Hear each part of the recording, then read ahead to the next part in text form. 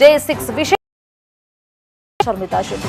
ತುಮಕೂರಿನಲ್ಲಿ ಕೊರೋನಾ ಹೆಮ್ಮಾರಿ ಅಟ್ಟಹಾಸ ಮುಂದುವರಿತಾ ಇದೆ. ಈಗಾಗಲೇ ಕೊರೋನಾ ವೈರಸ್ಗೆ ವೃದ್ಧ ಓರ್ವ ಸಾವನ್ನಪ್ಪಿದ್ದಾನೆ. ಈಗ ಶಿರಾದಲ್ಲಿ ಮೃತಪಟ್ಟಿದ್ದ ವೃದ್ಧನ 13 ವರ್ಷದ ಮಗನಿಗೂ ಕೊರೋನಾ ಸೋಂಕು ತಗುಲಿದೆ. ಕಫ ಪರೀಕ್ಷೆ 30 ಶಂಕಿತರ ಪರೀಕ್ಷಾ ವರದಿ ಬರಬೇಕಾಗಿದೆ ಅಂತ ತುಮಕೂರಿನ ಜಿಲ್ಲಾಧಿಕಾರಿ ಡಾಕ್ಟರ್ ರಾಕೇಶ್ ಕುಮಾರ್ ಮಾಹಿತಿಯನ್ನು ಕೊಟ್ಟಿದ್ದಾರೆ. ತುಮಕೂರು ಜಿಲ್ಲೆಯಲ್ಲಿ ಕೋವಿಡ್-19 ಸೋಂಕಿಗೆ ಸಂಬಂಧಪಟ್ಟಂಗೆ ಎರಡನೇ ಸೋಂಕಿತ ವ್ಯಕ್ತಿ ಇವತ್ತು ನಮಗೆ ರಿಪೋರ್ಟ್ ಬಂದಿದೆ. ಈ ಹಿಂದೆ ಡಿಸೀಸ್ಡ್ ಆಗಿದ್ದ P60 ಪೇಷಂಟ್ ಅವರ ಮಗ ಏನಿದ್ದಾರೆ 13 ವರ್ಷದ ಮಗನಿಗೆ ಈ ಸೋಂಕು ತಗುಲಿದೆ. ಈಗಾಗಲೇ ಈ ವ್ಯಕ್ತಿನ ನಿನ್ನೆನೇ ನಾವು ಮುನ್ನೆಚ್ಚರಿಕೆ ಕ್ರಮವಾಗಿ ಅವರ ಒಂದಷ್ಟು ವೈಟಲ್ಸ್ ಏನಿದೆ ಸ್ವಲ್ಪ ವೇರಿಯೇಷನ್ಸ್ ಇದ್ದಿದ್ದರಿಂದ ಇಂದಿರಾ ಗಾಂಧಿ ಹಾಸ್ಪಿಟಲ್ ಬೆಂಗಳೂರಿಗೆ ಶಿಫ್ಟ್ ಮಾಡಿದ್ದೇವೆ. ಇವರೊಟ್ಟಿಗೆ ಇದ್ದಂತಹ ಎಲ್ಲ ಇನ್ನುಳಿದ ಪ್ರೈಮರಿ ಕಾಂಟ್ಯಾಕ್ಟ್ಸ್ ಏನಿದ್ದಾರೆ ಅವ್ರದ್ದು ಸ್ಯಾಂಪಲ್ ನೆಗೆಟಿವ್ ಬಂದಿದೆ. ತಿಪ್ಟೂರಿನಲ್ಲಿ ನಾವು ಒಟ್ಟಾರೆಯಾಗಿ 11 ಜನರನ್ನ ಈಗಾಗಲೇ ಪ್ರೈಮರಿ ಕಾಂಟ್ಯಾಕ್ಟ್ಸ್ ಆಗಿ ಪರಿಗಣಿಸಿ ಅವ್ರನ್ನ ನಾವು ಐಸೋಲೇಟ್ ಮಾಡಿದ್ದೇವೆ. ಅವರ ಸ್ಯಾಂಪಲ್ಗಳನ್ನು ಕೂಡ ಟೆಸ್ಟ್ ಮಾಡಲಿಕ್ಕೆ ಈಗಾಗಲೇ ನಾವು ಲ್ಯಾಬ್ರೋಟರಿಗೆ ಕಳಿಸ್ಕೊಟ್ಟಿದ್ದೇವೆ. ಇನ್ನು ವೃದ್ಧರ ಕುಟುಂಬದಲ್ಲಿ ಉಳಿದಂತಹ 19 ಸದಸ್ಯರ ವರದಿ ನೆಗೆಟಿವ್ ಬಂದಿದೆ ಅಂತ ಗೊತ್ತಾಗಿದೆ. 17ನೇ ತಾರೀಕು ತಿಪ್ಟೂರಿಗೆ ಪ್ರಯಾಣವನ್ನ ವೃದ್ಧ ಮಾಡಿದ್ದ. ವೃದ್ಧನ ಸಂಪರ್ಕದಲ್ಲಿ 11 ಜನ ಇದ್ರು. ಅವರೆಲ್ಲ ಐಸೋಲೇಟ್ ಮಾಡಿ ಸದ್ಯಕ್ಕೆ ಇಡಲಾಗಿದೆ.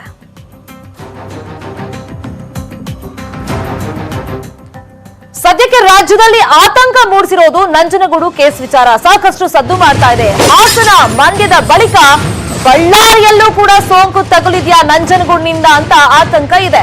ನಂಜನಗೂಡಿನ ಕೊರೋನಾ ನಂಟು ಬಳ್ಳಾರಿಗೂ ಹಂಗಾದ್ರೆ ಹಬ್ಬಿದ್ಯಾ?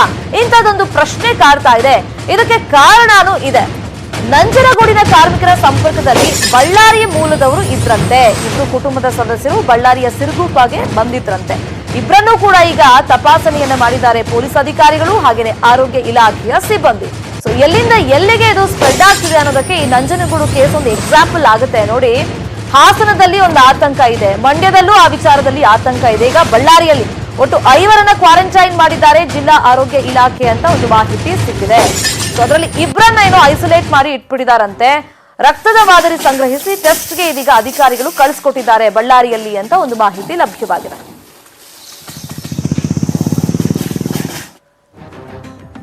ಇನ್ನು ನಂಜನಗೂಡಿನ ಕಂಪನಿಯಲ್ಲಿ ಕೊರೋನಾ ಪಾಸಿಟಿವ್ ಆಗಿದೆ. ಈ ಕಂಪನಿಯಲ್ಲಿ ಕೆಲಸ ಮಾಡ್ತಾ ಇದ್ದವರಿಗೆ ಕ್ವಾರಂಟೈನ್ ಮಾಡಿಟ್ಟಿದ್ದಾರೆ.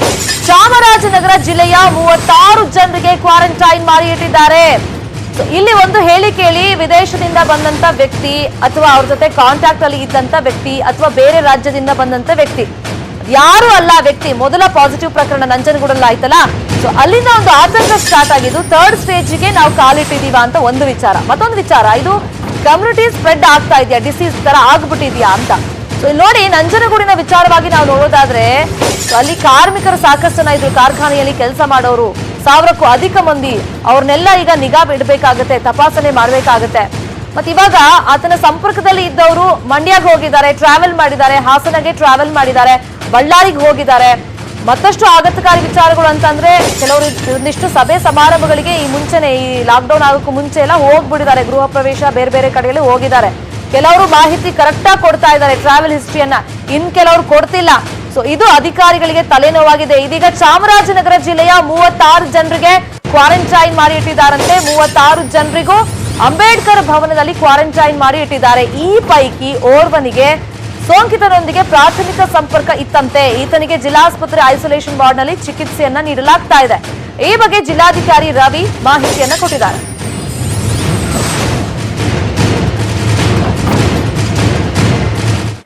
ಇನ್ನು ಕೊರೋನಾ ಮಹಾಮಾರಿ ಹರಡದಂತೆ ತಡೆಗಟ್ಟುವುದಕ್ಕೆ ಪೊಲೀಸ್ ಇಲಾಖೆ ಸಿದ್ಧವಾಗಿದೆ. ಲಾಕ್ಡೌನ್ ನಿಯಮ ಪಾಲನೆಗೆ 14 ರೂಲ್ಸ್ ಅನ್ನ ಮಾಡಿಕೊಂಡಿದ್ದಾರೆ. ಬೆಂಗಳೂರಲ್ಲಿ ಪೊಲೀಸ್ ಕಮಿಷನರ್ ಭಾಸ್ಕರ್ ರಾವ್ ಕಟ್ಟೆಚ್ಚರದ ಆದೇಶವನ್ನ ಹೊರಡಿಸಿದ್ದಾರೆ.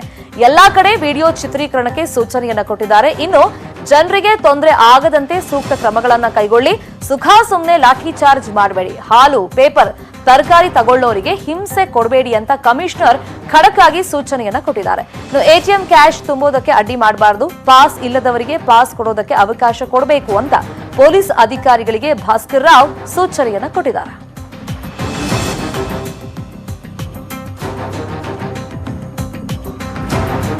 ಪೊಲೀಸರ ಮೇಲೂ ಕೂಡ ಒಂದಿಷ್ಟು ಆರೋಪಗಳು ಸಾರ್ವಜನಿಕರು ಮಾಡ್ತಿದ್ರು. ಸುಖ ಸುಮ್ನೆ ಹೊಡಿತಾರೆ, ಈಗ ಅಗತ್ಯ ವಸ್ತು ತರಕ್ ಹೋದವ್ರು ಯಾರು, ಸುಮ್ನೆ ಅಲಿತಾ ಇರೋರು ಯಾರು, ಎಲ್ರಿಗೂ ಸೇರಿಸಿ ಹೊಡಿತಾ ಇದ್ದಾರೆ, ಇದು ತಪ್ಪು ಅಂತ. ಈಗ ಕಮಿಷನರ್ ಒಂದಿಷ್ಟು ರೂಲ್ಸ್ ಮಾಡಿದ್ದಾರೆ. ಹಾಲು, ಪೇಪರ್, ತರಕಾರಿ ತಗೊಳ್ಳೋರಿಗೆ ಏನು ಸಮಸ್ಯೆ ಆಗೋದಿಲ್ಲ, ಅವಕಾಶ ಇರುತ್ತೆ. ATM ಕ್ಯಾಶ್ ತುಂಬಿಸ್ಕೊಳಕ್ಕೆ ಯಾರು ಬರ್ತಾರೆ ಅವ್ರಿಗೂ ಕೂಡ ಡಿಸ್ಟರ್ಬ್ ಮಾಡಂಗಿಲ್ಲ. ಈಗ ಬ್ಯಾರಿಕೇಡ್ ಹಾಕಬೇಕು, ಎಮರ್ಜೆನ್ಸಿ ಇದ್ರೆ ವಾಹನ ಬಿಡಬೇಕು, ರಾಷ್ಟ್ರೀಯ ಹೆದ್ದಾರಿಗಳನ್ನ ಬಂದ್ ಮಾಡಬೇಕು, ಒಂದೇ ಸತಿಗೆ ವಾಹನಗಳನ್ನ ಸೀಸ್ ಮಾಡೋದಲ್ಲ, ಫಸ್ಟ್ ಅವರಿಗೆ ಬುದ್ಧಿ ಹೇಳಬೇಕು. PGಗಳಲ್ಲಿ ಯಾರ್ಯಾರು ಉಳ್ಕೊಂಡಿದ್ದಾರೆ ಅವರಿಗೆ PG ಮಾಲೀಕರೇ ಊಟ ಎಲ್ಲ ಕೊಡಬೇಕು, ಸೊ ದುಡ್ಡು ಕೇಳಬಾರ್ದು, ಹಿಂಗೆಲ್ಲ ಒಂದಿಷ್ಟು ರೂಲ್ಸ್ ಅನ್ನ ಮಾಡಿದ್ದಾರೆ. ಕೊರೋನಾ ವೈರಸ್ ನಿಯಂತ್ರಿಸಲು DCSPಗಳ ಜೊತೆಗೆ ಸರ್ಕಾರದ ಮುಖ್ಯ ಕಾರ್ಯದರ್ಶಿ ವಿಡಿಯೋ ಕಾನ್ಫರೆನ್ಸ್ ಮಾಡಿದ್ದಾರೆ. ಕೇಂದ್ರದ ಮಾರ್ಗಸೂಚಿಗಳನ್ನು ಕಡ್ಡಾಯವಾಗಿ ಪಾಲಿಸುವಂತೆ, ಸೋಂಕಿತರ ಸಂಪರ್ಕ ಹೊಂದಿರುವವರ ಮೇಲೆ ಹೆಚ್ಚಿನ ನಿಗಾ ವಹಿಸುವಂತೆ ಸೂಚನೆ ಕೊಟ್ಟಿದ್ದಾರೆ. ಅಲ್ಲದೆ ಪ್ರಾಥಮಿಕ ಹಂತದ ಸಂಪರ್ಕ ಹೊಂದಿರುವವರಿಗೆ ಕ್ವಾರಂಟೈನ್, ಎಲ್ಲ ರಾಷ್ಟ್ರೀಯ ಹೆದ್ದಾರಿ ಕಡ್ಡಾಯವಾಗಿ ಬಂದ್ ಮಾಡುವಂತೆ SP, DCಗಳಿಗೆ CS ಸೂಚನೆಯನ್ನು ಕೊಟ್ಟಿದ್ದಾರೆ. ಇನ್ನು CM BS ಯಡಿಯೂರಪ್ಪ ಜೊತೆ DCM ಹಾಗೇನೆ CS ಚರ್ಚೆಯನ್ನು ಮಾಡಿದ್ದಾರೆ. ವಿಡಿಯೋ ಸಂವಾದದಲ್ಲಿ ತೆಗೆದುಕೊಂಡ ನಿರ್ಧಾರಗಳ ಬಗ್ಗೆ CMಗೆ ಮಾಹಿತಿಯನ್ನು ಕೊಟ್ಟಿದ್ದಾರೆ.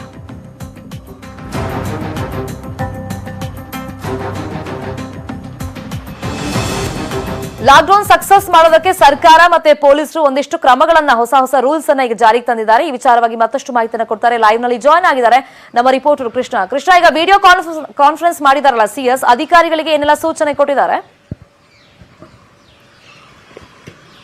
ಶರ್ಮಿತಾ, ಮುಖ್ಯವಾಗಿ ಈಗ ಏನು 2 ವಾರ ಇದೆ, ಇದು ಮುಖ್ಯವಾದಂತಹ 5 ದಿನಗಳಾಗಿರುವಂತದ್ದು.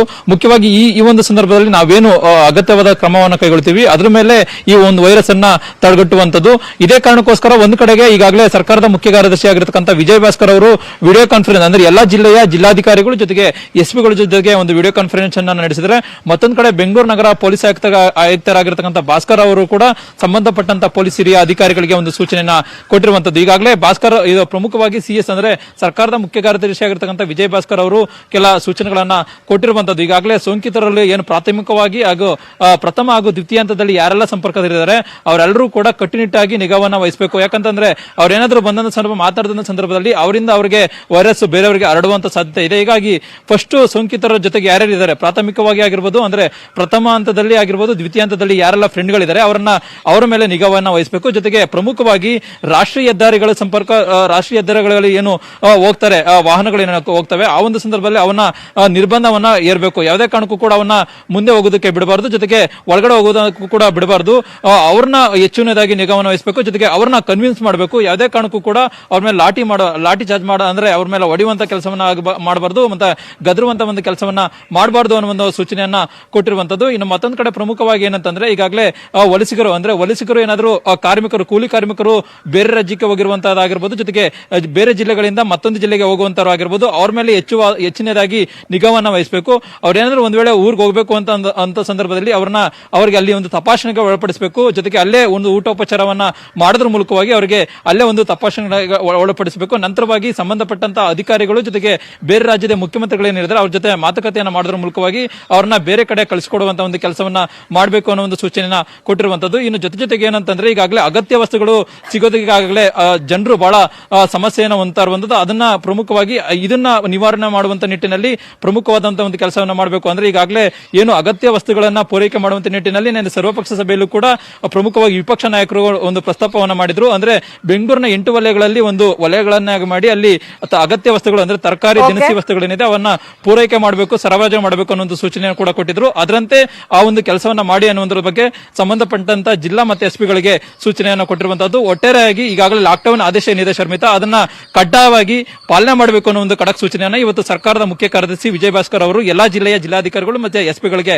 ಕೊಟ್ಟಿರುವಂತದ್ದು. Sharmita, fine, thank you Krishna ತಮ್ಮೆಲ್ಲ ಇನ್ಫಾರ್ಮೇಶನ್ಗೆ. ಇನ್ನು ಧೂಮಪಾನಿಗಳಿಗೆ ಕೊರೋನಾ ವೈರಸ್ ಬಹುಬೇಗ ಅಟ್ಯಾಕ್ ಆಗುತ್ತಂತೆ. ಧೂಮಪಾನದಿಂದ ಶ್ವಾಸಕೋಶ ಡ್ಯಾಮೇಜ್ ಆಗುತ್ತೆ. ಹೀಗಾಗಿ ಕಿಲ್ಲರ್ ಕೊರೋನಾ ಸ್ಮೋಕಿಂಗ್ ಮಾಡೋರ್ಗೆ ಬೇಗನೆ ಬರುತ್ತಂತೆ. ದಿನಕ್ಕೆ 1 ಸಿಗರೇಟ್ ಸೇದಿದ್ರು ಅಷ್ಟೇ, 1 ಇಡೀ ಪ್ಯಾಕೆಟ್ ಸಿಗರೇಟ್ ಸೇದಿದ್ರು ಅಷ್ಟೇ. ಅಪಾಯದ ಪ್ರಮಾಣ 2ರಲ್ಲೂ ಸೇಮೇ ಇರುತ್ತಂತೆ. ಹೀಗಾಗಿ ಉಳಿದವರಿಗಿಂತ ಧೂಮಪಾನಿಗಳು ಹೆಚ್ಚು ಜಾಗರೂಕರಾಗಿರಬೇಕು ಅಂತ ವಿಶ್ವ ಆರೋಗ್ಯ ಸಂಸ್ಥೆ ಹೇಳಿದೆ.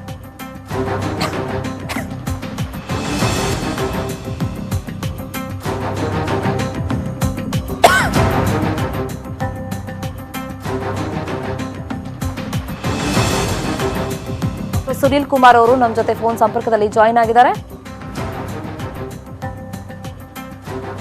ಈ ಬಗ್ಗೆ ಮಾತಾಡೋದಕ್ಕೆ ಶ್ವಾಸಕೋಶ ತಜ್ಞರಾಗಿರುವಂತಹ ಡಾಕ್ಟರ್ ಸುನಿಲ್ ಕುಮಾರ್ ಅವರು ನಮ್ಮ ಜೊತೆ ಫೋನ್ ಸಂಪರ್ಕದಲ್ಲಿ ಜಾಯ್ನ್ ಆಗಿದ್ದಾರೆ. ಡಾಕ್ಟರ್ ನಮಸ್ತೆ. ನಮಸ್ತೆ. ಡಾಕ್ಟರ್, ಇಂಥದ್ದೊಂದು ಗೊತ್ತಿತ್ತು ಎಲ್ರಿಗೂ, ಸಾಮಾನ್ಯವಾಗಿ ಧೂಮಪಾನಿಗಳಿಗೆ ಬೇಗ ಈ ರೆಸ್ಪಿರೇಟರಿ ಸಿಸ್ಟಮ್ ಮೇಲೆ ಅಟ್ಯಾಕ್ ಆಗುತ್ತೆ, ಮತ್ತೆ ಲಂಗ್ಸ್ ಆಲ್ರೆಡಿ ಸ್ವಲ್ಪ ಡ್ಯಾಮೇಜ್ ಆಗಿರುತ್ತೆ ಅಂತ. ಸೊ ಯಾವ ರೀತಿ ಅಂದ್ರೆ ಈ ನಾರ್ಮಲ್ ಪರ್ಸನ್ಗೂ ಮತ್ತೆ ಈ ಧೂಮಪಾನ ಮಾಡ್ತಾರಲ್ಲ ಅವ್ರಿಗೂ ಎಷ್ಟು ಡಿಫ್ರೆನ್ಸ್ ಇರುತ್ತೆ ಅಂದ್ರೆ ಅಟ್ಯಾಕ್ ಆಗೋದು ಈ ವೈರಸ್? ಸಾಧಾರಣವಾಗಿ ನೋಡಿ, ಒಂದು ದಿನದಲ್ಲಿ ಮನುಷ್ಯ 10,000 ಲೀಟರ್ ಗಾಳಿ ತಗೋತಾರೆ, ಬಿಡ್ತಾರೆ. ಇದರಲ್ಲಿ ಯಾವ ತರ ಪೊಲ್ಯೂಷನ್ ಆಗ್ಬೋದು, ಅದು ಐಡಿಯಲಿ ಒಂದು ಆಕ್ಸಿಜನ್ ಮಾತ್ರ ತಗೋಬೇಕಾಗತ್ತೆ ಒಬ್ಬ ಮನುಷ್ಯ. ಇನ್ವೇರಿಯಬಲಿ ಪೊಲ್ಯೂಷನ್ ಆಗ್ಲಿ, ಡಸ್ಟ್ ಆಗ್ಲಿ, ಅದ್ರ ಜೊತೆಲಿ ಸ್ಮೋಕಿಂಗ್ ಹ್ಯಾಬಿಟ್ ಇತ್ತು ಅಂದಾಗ ಈ ಮ್ಯೂಕೋಸಿಲರಿ ರಿಫ್ಲೆಕ್ಸ್ ಅಂತ ಹೇಳ್ತೀವಿ. ಅಂದ್ರೆ ಒಳಗಡೆ ಕಫ ಕೂಡಿ ಆಚೆ ನುಂಗ್ಬೇಕಾಗತ್ತೆ, ಇಲ್ಲ ಆಚೆ ಉಗಿಬೇಕಾಗತ್ತೆ. ಇದು ನಾರ್ಮಲ್ ರಿಫ್ಲೆಕ್ಸ್ ಇರುತ್ತೆ. ಈ ಒಂದು ಮ್ಯೂಕೋಸಿಲರಿ ರಿಫ್ಲೆಕ್ಸ್ ಏನಾಗುತ್ತೆ, ಈ ಸ್ಮೋಕಿಂಗ್ ಇಂದ ಹ್ಯಾಂಪರ್ ಆಗುತ್ತೆ. ಹ್ಯಾಂಪರ್ ಆದಾಗ ಏನಾಗುತ್ತೆ, ಈ ಸೆಕ್ರೆಷನ್ಸ್ ಕ್ಲಿಯರ್ ಮಾಡಕ್ ಆಗಲ್ಲ. ಹೋದಾಗ ಆ ಸೆಕ್ರೆಷನ್ ಒಳಗಡೆ ಉಳ್ಕೊಂಡಾಗ that will be a nidus for infection. ಬ್ಯಾಕ್ಟೀರಿಯಾದು ಕೂಡ ಇನ್ಫೆಕ್ಷನ್ ಉಲ್ಬಣಗೊಳಿಸ್ಕೋಬಹುದು. ಅದೇ ತರ ವೈರಲ್ ಇನ್ಫೆಕ್ಷನ್ ಕೂಡ most common. Structural lung disease ಅಲ್ಲಿ ಮೋಸ್ಟ್ ಕಾಮನ್ ಇರುತ್ತೆ. ಓಕೆ, ಬಟ್ ಇವಾಗ ಒಂದು ಸಿಗರೇಟ್ ಸೇದಿದ್ರು ಅಷ್ಟೇ ಎಫೆಕ್ಟ್ ಇರುತ್ತೆ, ಒಂದು ಪ್ಯಾಕೆಟ್ ಸೇದಿದ್ರು ಒಂದ್ ದಿನಕ್ಕೆ ಅಷ್ಟೇ ಎಫೆಕ್ಟ್ ಇರುತ್ತೆ, ಅದ್ರಲ್ಲಿ ಏನ್ ಚೇಂಜಸ್ ಆಗೋದಿಲ್ಲ. ಇಲ್ಲಿ ಏನಾಗುತ್ತೆ, ಪ್ರಮಾಣ ಅಷ್ಟೊಂದು ವ್ಯತ್ಯಾಸ ಆಗಲ್ಲ. ಒಂದು ಮೆಕ್ಯಾನಿಸಮ್ ಏನಂತೆ, ಆ ಮ್ಯೂಕೋಸಿಲರಿ ರಿಫ್ಲೆಕ್ಸ್ ಕಡಿಮೆ ಆದಾಗ ಏನಾಗುತ್ತೆ, ನಮ್ಮ ರೋಗ ಪ್ರತಿರೋಧಕ ಶಕ್ತಿಗಳು, ಲಿಂಫೋಸೈಟ್ಸ್ ಆಗ್ಲಿ, ಈ ನ್ಯೂಟ್ರೋಫಿಲ್ಸ್ ಆಗ್ಲಿ, ಅದು ಈ ಒಂದು ಇನ್ಫೆಕ್ಷನ್ ಅಗೇನ್ಸ್ಟ್ ಫೈಟ್ ಮಾಡುವಂತ ಕೆಪಾಸಿಟಿ ಸ್ವಲ್ಪ ಕಡಿಮೆ ಆಗುತ್ತೆ. ಈ ಲಂಗ್ಸ್ ಅಲ್ಲಿ ಸ್ಕಾರಿಂಗ್, ಎಂಫೈಸಿಮಾ ಅಂತ ಹೇಳ್ತೀವಿ ಸ್ಮೋಕಿಂಗ್ ಇಂದ. ಈ ಎಂಫೈಸಿಮಾ ಅಥವಾ ಸ್ಕಾರಿಂಗ್ ಇಂದ ಏನಾಗುತ್ತೆ, ಒನ್ಸ್ ಈ ಸ್ಟ್ರಕ್ಚರಲ್ ಲಂಗ್ ಡಿಸೀಸ್ ಇದ್ದಾಗ ಪದೇ ಪದೇ ಇನ್ಫೆಕ್ಷನ್ ಆಗೋ ಚಾನ್ಸಸ್ ಸರ್ವೇ ಸಾಮಾನ್ಯ ಎಲ್ಲ ಕಡೆ. ಅದರಲ್ಲಿ ಈ ಬ್ಯಾಕ್ಟೀರಿಯಾ ಇನ್ಫೆಕ್ಷನ್ ಆಗ್ಬೋದು, ಅಥವಾ ಈ ಕೊರೋನಾ ಎಪಿಡೆಮಿಕ್ ಅಲ್ಲಿ ಮೋಸ್ಟ್ ಕಾಮನ್ ರೆಸ್ಪಿರೇಟರಿ ಇನ್ಫೆಕ್ಷನ್ಸ್ ಆಗೋ ಚಾನ್ಸಸ್ ಇದೆ. ಓಕೆ, ಇವಾಗ ಈಗ ನಾರ್ಮಲ್ ಆಗಿರೋ ಪರ್ಸನ್ ಈಗೇನ್ ಮಾಡ್ಬೇಕು, ಪ್ರಿಕಾಷನರಿ ಮೆಜರ್ಸ್ ಏನೇನ್ ಮಾಡ್ಬೇಕು? ಈ ಸ್ಮೋಕ್ ಮಾಡ್ತಾರಲ್ಲ ಅಂತವ್ರು ಜಾಸ್ತಿನೇ ಈಗ ಎಚ್ಚರಿಕೆ ವಹಿಸಬೇಕಾಗತ್ತೆ. ಈಗ ಕಾಮನ್ ಆಗಿ ನಾವು ಮಾಡೋದಕ್ಕೂ ಆ ಸ್ಮೋಕ್ ಮಾಡ್ತಾರಲ್ಲ ಅವ್ರಿಗೂ ಯಾವ ರೀತಿ ಪ್ರಿಕಾಷನರಿ ಮೆಜರ್ಸ್ ಅಲ್ಲಿ ಬೇರೆ ಬೇರೆ ಇರುತ್ತೆ? ಸ್ಮೋಕಿಂಗ್ ಆದಷ್ಟು ಸ್ಟಾಪ್ ಮಾಡಿದ್ರೆ ಒಳ್ಳೇದು. ಆದಷ್ಟು ಜನದಟ್ಟಗಳ ಕಡೆ ಕಡಿಮೆ ಮಾಡ್ಬೇಕಾಗತ್ತೆ. ನಮ್ಮ ಓಡಾಟಗಳು, ಮಾಸ್ಕ್ ಉಪಯೋಗಿಸೋದು, ಯಾವ ಕಡೆ ಅಟ್ಲೀಸ್ಟ್ ಯಾರಿಗೆ ಕೆಮ್ಮು, ಕಫ, ನೆಗಡಿ ಅಂತ ಇರೋ ಕಾರಣ ಅದನ್ನ ಸ್ವಲ್ಪ ಅವಾಯ್ಡ್ ಮಾಡ್ಕೊಂಡು ಸ್ವಲ್ಪ ಮಾಸ್ಕ್ ಇದು ಮಾಡೋದ್ರಿಂದ ಒಳ್ಳೇದಾಗ್ಬೋದು. ಆಮೇಲೆ ಈಗ ಧೂಮಪಾನ ಏನ್ ಮಾಡ್ತಾರೆ, ಆ ಸರೌಂಡಿಂಗ್ ನಲ್ಲೂ ಕೂಡ ಹೊಗೆ ಬರುತ್ತೆ, ಕೆಲವರು ಅದನ್ನ ಅನಿವಾರ್ಯವಾಗಿ ಅದೇ ಗಾಳಿನ ಉಸಿರಾಡ್ತಾರೆ. ಸ್ಮೋಕಿಂಗ್ ಅಥವಾ ಪ್ಯಾಸಿವ್ ಸ್ಮೋಕಿಂಗ್ ಅಂತ ಹೇಳ್ತೀವಿ ಈ ಕಂಡೀಷನ್ಸ್ ಅಲ್ಲಿ. ಅದ್ರದ್ದು ಡೈರೆಕ್ಟ್ ಆಗಿ ರಿಪರ್ಕಷನ್ ಇಲ್ದಿದ್ರು ಕೂಡ ಲಾಂಗ್ ಟರ್ಮ್ ಅಲ್ಲಿ ಇದನ್ನ ಸೆಕೆಂಡ್ ಸ್ಮೋಕಿಂಗ್ ಇಂದನೂ ಕೂಡ ಅವ್ರಿಗೂ ಕೂಡ ಅದೇ ಪ್ರಮಾಣದ ಡ್ಯಾಮೇಜಸ್ ಆಗೋ ಚಾನ್ಸಸ್ ಕೂಡ ಇರುತ್ತೆ ಲಾಂಗ್ ಟರ್ಮ್ ಅಲ್ಲಿ. ಸೊ ಅವಾಯ್ಡ್ ಮಾಡೋದು better. Okay, thank you doctor ತಮ್ಮೆಲ್ಲ ಮಾಹಿತಿಗೆ. ಈಗ ಸ್ಮೋಕ್ ಯಾರು ಮಾಡ್ತಾರೆ ಅವರಲ್ಲಿ ಬೇಗ ಇದು ಅಟ್ಯಾಕ್ ಆಗುತ್ತೆ, ಯಾಕಂದ್ರೆ ಈ ವೈರಸ್ ಹೇಳಿ ಕೇಳಿ ರೆಸ್ಪಿರೇಟರಿ ಪ್ರಾಬ್ಲಮ್ ಅನ್ನೇ ಫಸ್ಟ್ ಅಟ್ಯಾಕ್ ಮಾಡೋದು, ಮತ್ತೆ ಲಂಗ್ಸ್ ಮೇಲೆ ಅದು ಹಾರ್ಮ್ ಮಾಡೋದ್ರಿಂದ ಸ್ಮೋಕ್ ಮಾಡೋರಿಗೆ ಬೇಗ ಅಟ್ಯಾಕ್ ಆಗುತ್ತೆ ಅಂತ ಹೇಳಿದೆ WHO. ಮತ್ತಷ್ಟು ಮಾಹಿತಿ ಬ್ರೇಕ್ ಆದ್ಮೇಲೆ.